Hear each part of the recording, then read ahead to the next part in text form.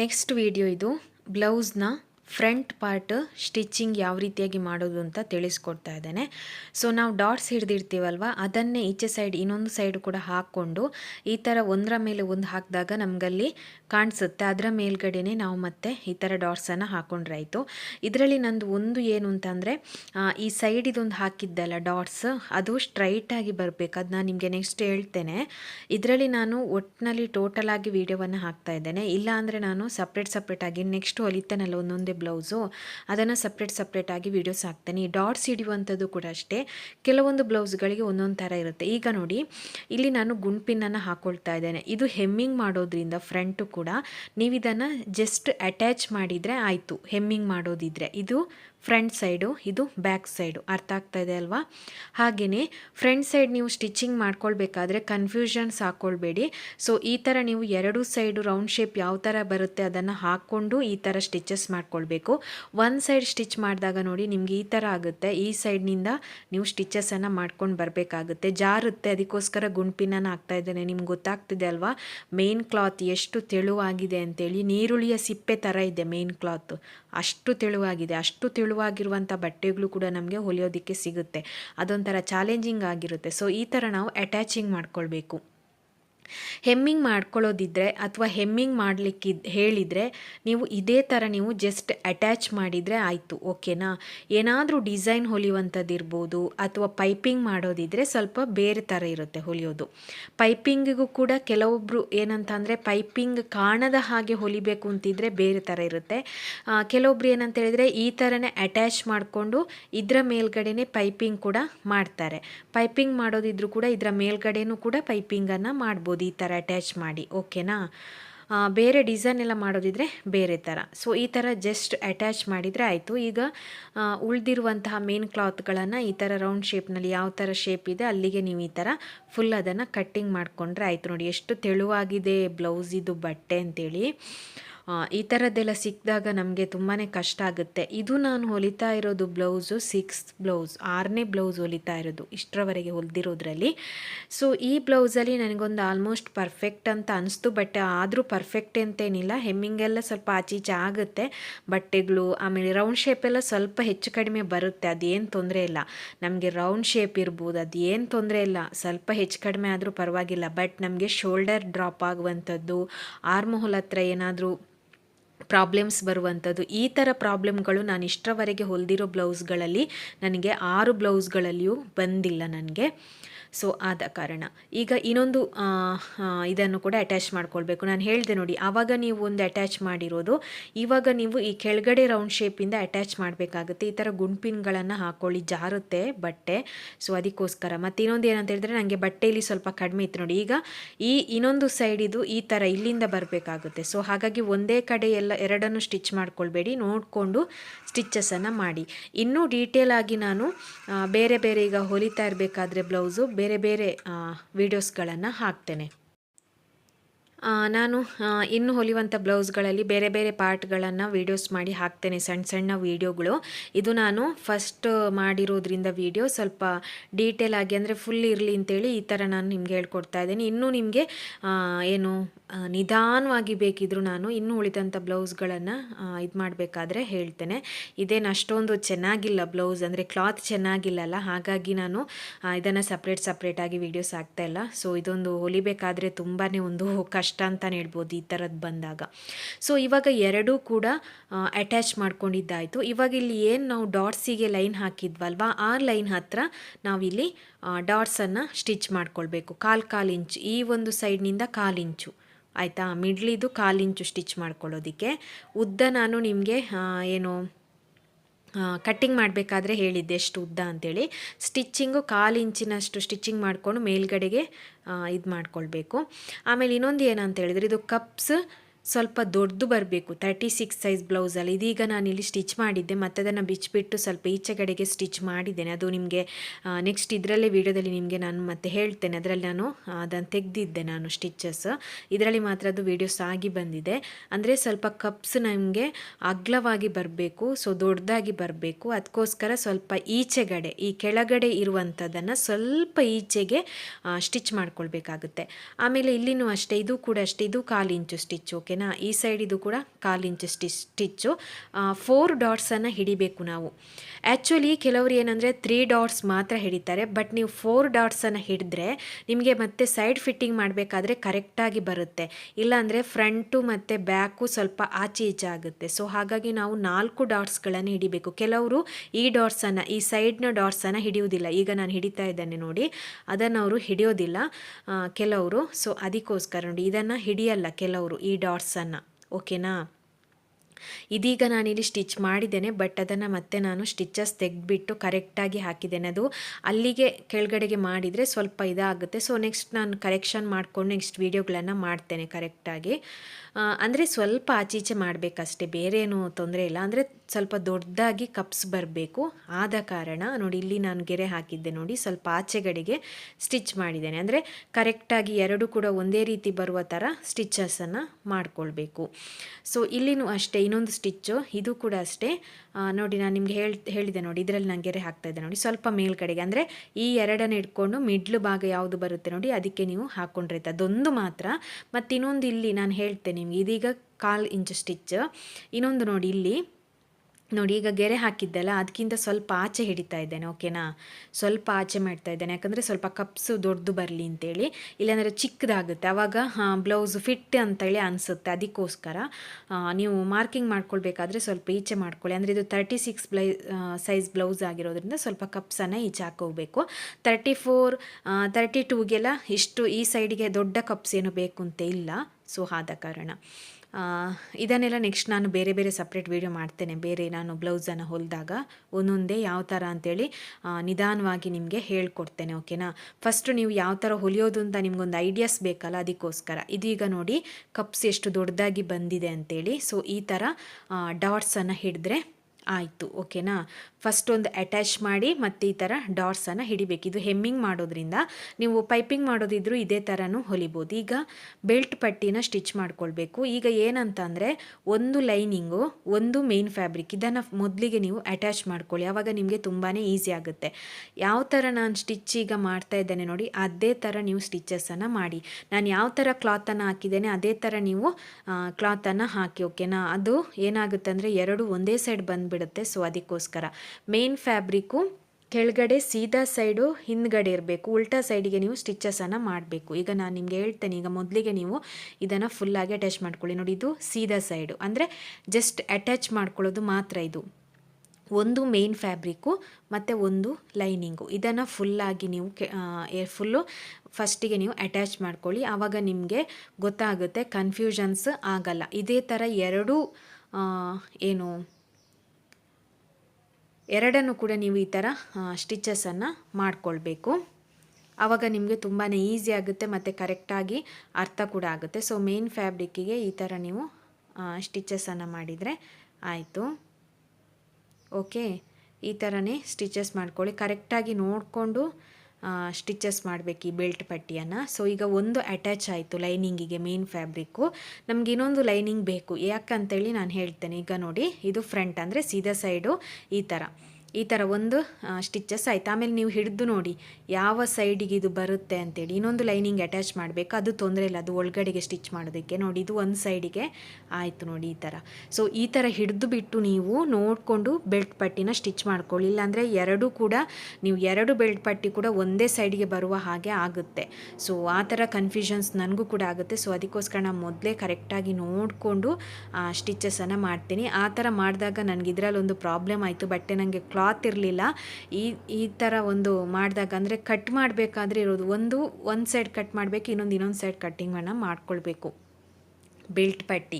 ಅದಿಲ್ಲಾಂದರೆ ಎರಡು ಒಂದೇ ಸೈಡ್ ಬರುತ್ತೆ. ಅದು ನೆಕ್ಸ್ಟ್ ಟೈಮ್ ನಾನು ಕಟ್ಟಿಂಗ್ ಮಾಡಬೇಕಾದ್ರೆ ನಿಮಗೆ ತೋರಿಸ್ತೀನಿ, ಓಕೆನಾ. ಮೇನ್ ಫ್ಯಾಬ್ರಿಕನ್ನು ಒಂದು ಸೈಡ್ ಯಾವ್ದು ಥರ ಒಂದು ಸೈಡ್ ಇನ್ನೊಂದು ಸೈಡ್ ಹೆಂಗೆ ಕಟ್ ಮಾಡಬೇಕು ಅಂತೇಳಿ ಬೆಲ್ಟ್ ಪಟ್ಟಿ ಕಟ್ ಮಾಡಬೇಕಾದ್ರೆ ತೋರಿಸ್ತೀನಿ ನಿಮಗೆ. ಸೊ ಅದಕ್ಕೋಸ್ಕರ ಇವಾಗ ಸ್ವಲ್ಪ ಗೊತ್ತಿದ್ದವರಿಗಾದರೆ ಗೊತ್ತಾಗುತ್ತೆ, ಸ್ಟಾರ್ಟಿಂಗೆಲ್ಲ ಗೊತ್ತಿರೋದಿದ್ರೆ ಸ್ವಲ್ಪ ಕಷ್ಟ ಆಗುತ್ತೆ. ಸೊ ಇವಾಗ ಏನು ಅಂತಂದರೆ, ಈ ಥರ ಇನ್ನೊಂದು ಲೈನಿಂಗನ್ನು ನಾವು ಸ್ಟಿಚಸ್ ಮಾಡ್ಕೊಳ್ಬೇಕಾಗುತ್ತೆ. ಇನ್ನೊಂದು ಲೈನಿಂಗ್ ಯಾವ ಸೈಡ್ ಹಾಕೋಬೇಕು ಅಂತಂದರೆ ಕೆಳಗಡೆ ಸೈಡು, ಅರ್ಥ ಆಯ್ತಾ. ಈ ಥರ ಇಟ್ಕೊಂಡು ನೋಡಿ, ಈ ಥರ ಇಟ್ಕೊಂಡು ಕೆಳಗಡೆ ಸೈಡ್ಗೆ ಲೈನಿಂಗನ್ನು ಹಾಕ್ಕೊಂಡು ಸ್ಟಿಚ್ಚಿಂಗನ್ನು ಮಾಡಿಕೊಳ್ಬೇಕು. ಈಗ ನಾನು ಯಾವ ಥರ ಇಟ್ಕೊಂಡು ಸ್ಟಿಚ್ ಮಾಡ್ತೇನೆ ನೋಡಿ, ಅದೇ ಥರ ನೀವು ಕೂಡ ಮಾಡಿ. ಓಕೆ, ಅರ್ಥ ಆಗ್ತಾ ಇದೆ ಅಂತೇಳಿ ಅಂದ್ಕೊಳ್ತೇನೆ ನಿಮಗೆ. ಸೊ ಈ ಥರ ಇನ್ನೊಂದು ಲೈನಿಂಗನ್ನು ಮೇನ್ ಫ್ಯಾಬ್ರಿಕ್ನ ಮೇಲ್ಗಡೆಗೆ ಇಟ್ಕೊಂಡು ಈ ಥರ ನೀವು ಸ್ಟಿಚ್ಚಸನ್ನು ಮಾಡಬೇಕು. ಎರಡು ಒಂದೇ ಸೈಡ್ ಸ್ಟಿಚ್ ಮಾಡೋದಕ್ಕೆ ಹೋಗಬೇಡಿ ಬೆಲ್ಟ್ ಪಟ್ಟಿಯನ್ನು, ಇಲ್ಲಾಂದರೆ ರಾಂಗ್ ಆಗುತ್ತೆ. ಸೊ ಒಂದು ಆ ಸೈಡ್ ಸ್ಟಿಚ್ ಮಾಡಿದಾಗ ಇನ್ನೊಂದನ್ನು ನೀವು ಈ ಥರ ಈಚೆ ಸೈಡಿಗೆ ಇಟ್ಕೊಂಡು ಈ ಥರ ನೀವು ಮೇನ್ ಫ್ಯಾಬ್ರಿಕ್ಕಿಗೆ ಅಟ್ಯಾಚನ್ನು ಮಾಡ್ಕೊಳ್ಬೇಕಾಗುತ್ತೆ.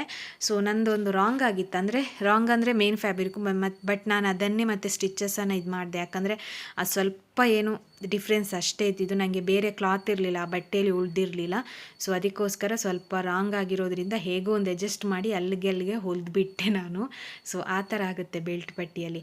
ಬಟ್ ಮೇನ್ ಫ್ಯಾಬ್ರಿಕ್ ಏನು ಗೊತ್ತಾ, ಸ್ವಲ್ಪ ಕರೆಕ್ಟಾಗಿ ಒಂದೇ ಥರ ಇದ್ದರೆ ಏನು ತೊಂದರೆ ಇಲ್ಲ. ಮತ್ತೆ ಮೇನ್ ಫ್ಯಾಬ್ರಿಕ್ ಇದ್ದರೆ ಕಟ್ ಮಾಡಿಕೊಂಡು ಅಥವಾ ಅದನ್ನೇ ನೀವು ಅಟ್ಯಾಚನ್ನು ಮಾಡ್ಕೋಬೋದು. ಬಟ್ ಮೇನ್ ಫ್ಯಾಬ್ರಿಕ್ಕು ಸ್ವಲ್ಪ ಡಿಫ್ರೆನ್ಸ್ ಇದ್ದರೆ ಅದು ನಿಮಗೆ ಬ್ಲೌಸ್ ಹೊಲಿಬೇಕಾದ್ರೆ ಡಿಫ್ರೆನ್ಸ್ ಗೊತ್ತಾಗ್ಬಿಡುತ್ತೆ. ಸೊ ಅದಕ್ಕೋಸ್ಕರ ಇವಾಗ ಈ ಥರ ಸ್ಟಿಚಸ್ ಆದ ನಂತರ ಒಂದು ಲೈನಿಂಗ್ ಮೇಲೆ ನಾವು ಕಿನಾರಿ ಸ್ಟಿಚ್ಚನ್ನು ಹಾಕ್ಕೊಳ್ಬೇಕು. ಪರ್ಫೆಕ್ಟಾಗಿ ಬರುತ್ತೆ. ಈ ಕೆಳಗಡೆ ಇರುವ ಕೂಳೆ ಇದೆ ಅಲ್ವಾ, ಅದು ರೈಟ್ ಸೈಡಿಗೆ ಬರುವ ಹಾಗೆ ಅದನ್ನು ರೈಟ್ ಸೈಡಿಗೆ ಇದು ಮಾಡಿಬಿಟ್ಟು ಲೈನಿಂಗ್ ಮೇಲ್ಗಡೆನೇ ಒಂದು ಸ್ಟಿಚ್ಚಸನ್ನು ಹಾಕ್ಕೊಳ್ಬೇಕು. ಲೈನಿಂಗ್ ಮೇಲ್ಗಡೆ ಒಂದು ಸ್ಟಿಚ್ಚಸನ್ನು ಹಾಕ್ಕೊಂಡು ಆದ ನಂತರ ಈಗ ಇದನ್ನು ಈ ಥರ ಕ್ಲೋಸ್ ಮಾಡಿ, ಅಂದರೆ ಆ ಸೈಡಿಗೆ ಮಾಡಿ ಮತ್ತೆ ಪುನಃ ಕಿನಾರಿ ಸ್ಟಿಚ್ ಏನು ಹಾಕಿದ್ರಲ್ಲ ಅದರ ಮೇಲ್ಗಡೆಗೆ ಒಂದು ಫೈನಲ್ ಸ್ಟಿಚ್ಚಸನ್ನು ಹಾಕ್ಕೊಳ್ಬೇಕು. ಆವಾಗ ಕೆಳಗಡೆ ನೀಟ್ನೆಸ್ ಅನ್ನುವಂಥದ್ದು ಬರುತ್ತೆ. ಇದಿಷ್ಟೇ ಇರೋದು ಬೆಲ್ಟ್ ಪಟ್ಟಿಯಲ್ಲಿ.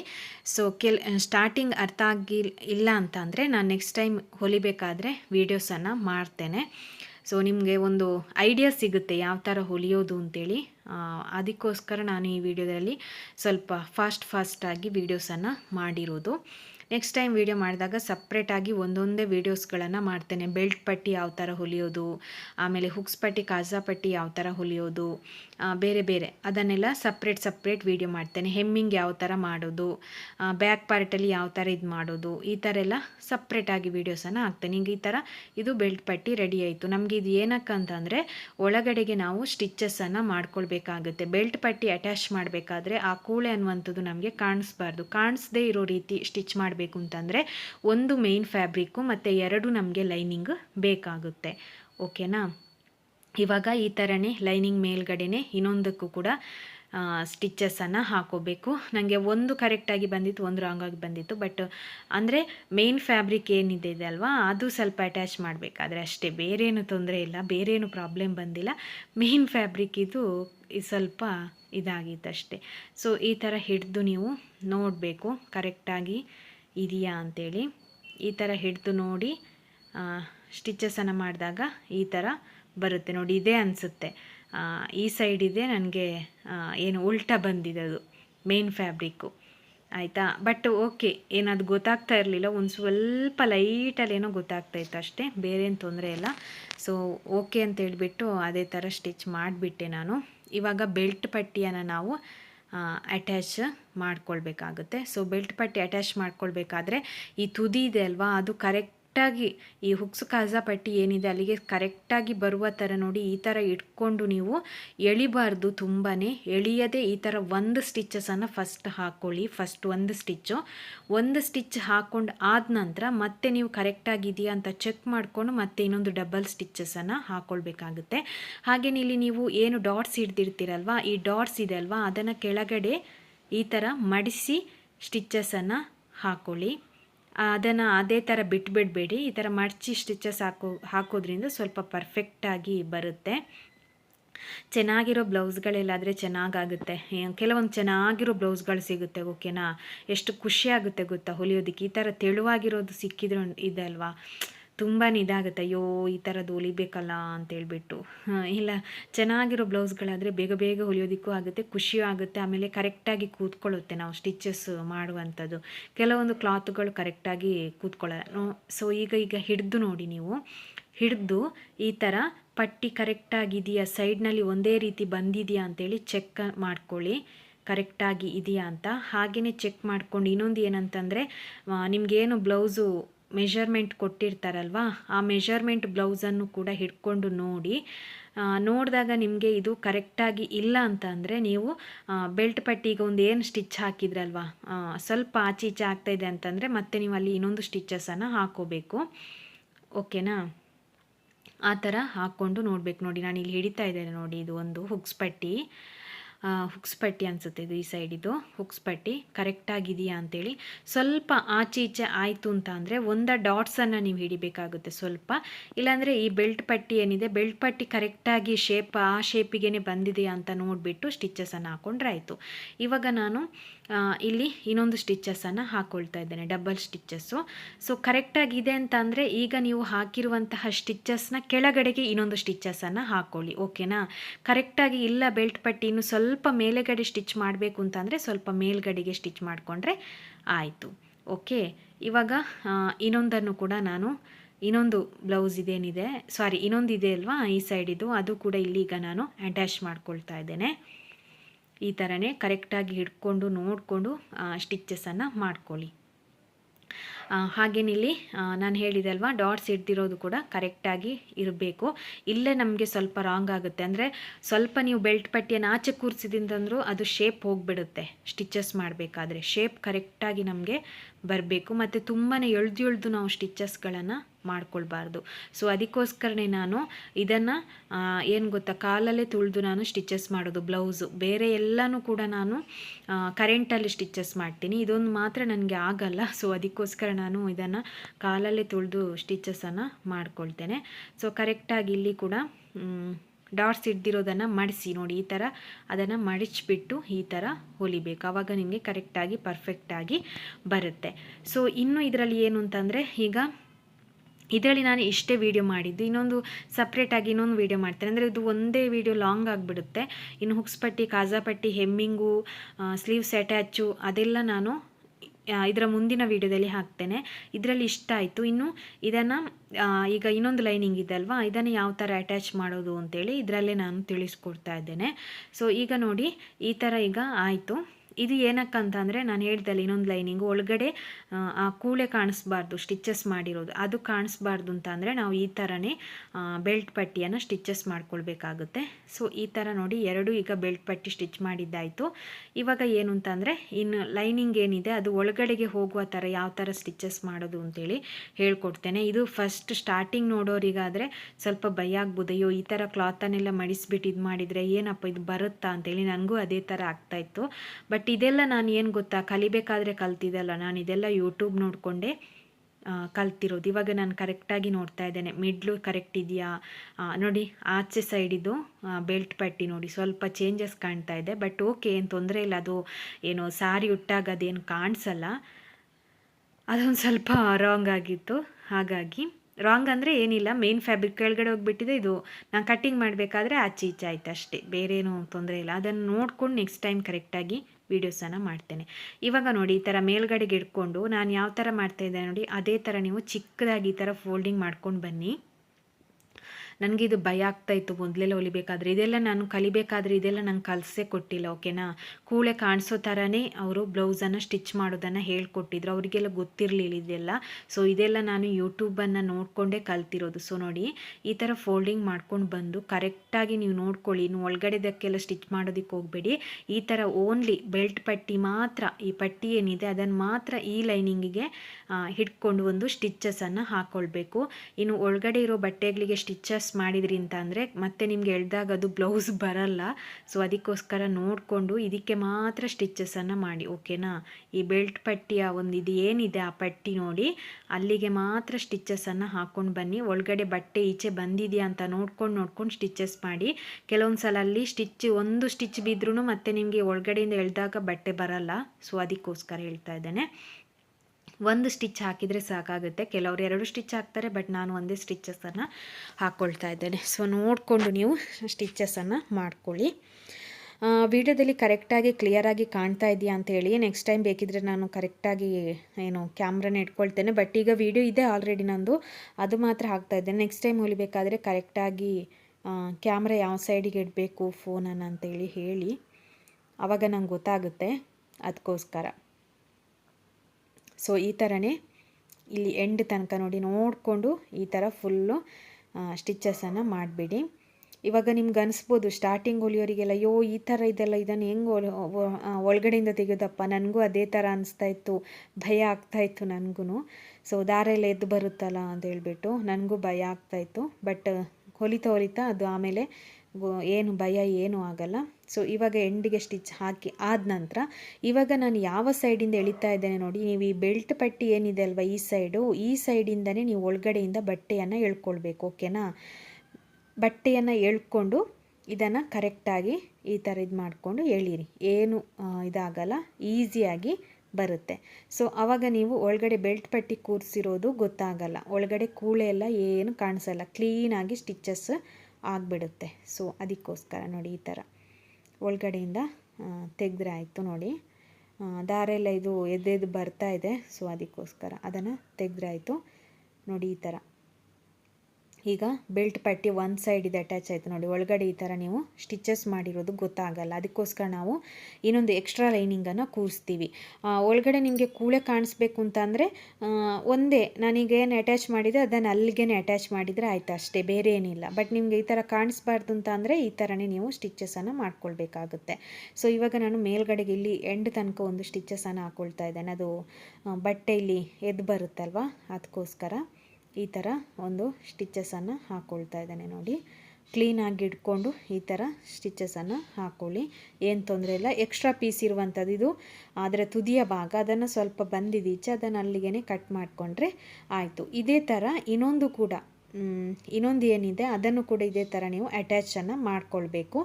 ಅದು ನಾನು ಇನ್ನೊಂದು ಮಾಡೋದು ನಾನು ವೀಡಿಯೋವನ್ನು ಅಲ್ಲಿಗೆ ಮಾಡಲಿಲ್ಲ, ಯಾಕಂದರೆ ಒಂದು ನಿಮ್ಗೆ ಗೊತ್ತಾಯ್ತಲ್ವ ಅದಕ್ಕೋಸ್ಕರ. ಇದೆಲ್ಲ ಕರೆಕ್ಟ್ ಇದೆಯಾ, ರೌಂಡ್ ಶೇಪ್ ಎಂಡು ಎಲ್ಲ ಕರೆಕ್ಟ್ ಇದೆಯಾ ಅಂಥೇಳಿ ನೋಡಿಕೊಂಡು ಚೆಕ್ ಮಾಡಿಕೊಂಡು, ಹಾಗೆಯೇ ಇನ್ನೊಂದು ಏನು ಅಟ್ಯಾಚ್ ಮಾಡೋದಿದೆ ಅದನ್ನು ಕೂಡ ಅಟ್ಯಾಚ್ ಮಾಡಿಕೊಂಡ್ರೆ ಆಯಿತು. ಓಕೆ, ಈ ವಿಡಿಯೋ ನಿಮಗೆ ಅರ್ಥ ಆಯಿತು ಅಂತೇಳಿ ಅಂದ್ಕೊಳ್ತೇನೆ. ಅರ್ಥ ಆಗಿಲ್ಲ ಅಂದರೆ ನಾನು ಹೊಲಿಯುವಂಥದ್ದು ಏನು ಹೊಲಿತೇನೆ ಅದೆಲ್ಲ ವೀಡಿಯೋಸ್ ಮಾಡ್ತೇನೆ. ಆದರೆ ಕೆಲವೊಂದೆಲ್ಲ ವೀಡಿಯೋಸ್ ಮಾಡಲಿಲ್ಲ ನಾನು, ಆಲ್ಟ್ರೇಷನಿಗೆಲ್ಲ ತುಂಬ ಬಂದಿತ್ತು, ಒಂದೊಂದು ಟೈಪ್ನಲ್ಲಿ ಆಲ್ಟ್ರೇಷನ್ ಎಲ್ಲ ಇತ್ತು. ಬಟ್ ಅದೆಲ್ಲ ವೀಡಿಯೋಸ್ ಮಾಡಿರಲಿಲ್ಲ. ಇನ್ನು ಮುಂದೆ ವೀಡಿಯೋವನ್ನು ಮಾಡ್ತೇನೆ, ಬರುವಂಥ ಪ್ರತಿಯೊಂದು ಆಲ್ಟ್ರೇಷನ್ ಇದು ವೀಡಿಯೋ ಮಾಡ್ತೇನೆ.